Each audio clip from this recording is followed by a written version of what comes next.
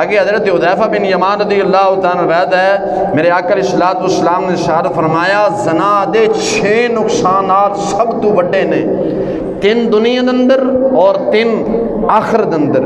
پوچھا گیا یا رسول اللہ صلی اللہ علیہ وسلم وہ کیڑے؟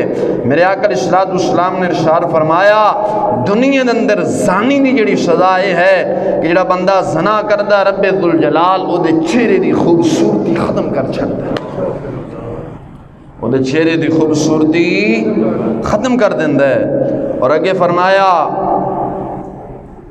زانی بندہ فقیر ہو جاندہ ہے، زانی دا رب ذوالجلال رزق کم کر دیندا ہے، مشقت آ جاندی ہے۔ آج انج نہیں، میں اپنی اکھاں نال کئی بندے ویکھنے کروڑاں پتی سن، 4 5 مشیناں چل دیاں سن۔ اج میں او بندہ ایسا ویکھیا ہے، میں نا نہیں لیندہ، شالمی اندر بندہ موجود ہے کہ لوگاں کو ایسا ہوگا تو 15,000 مہینے دے دیاڑی لے رہے، 15,000 یعنی مہینہ لے رہے ہیں۔ وہ کیسے سی کہ دیاڑی دا لکھ کماندہ سی، زانی سی، شرابی سی، باپ روکدہ سی لیکن باز نہیں آیا۔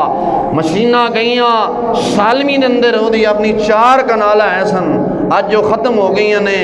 لوگاں کو کسی دکان تے کھلو کہ جس دکاندار نو مال دیندہ سی نا، آج اس دکان تے کھلو کہ 15,000 مہینہ لے رہے ہیں، اپنی اکھے ویکھی گل ہے۔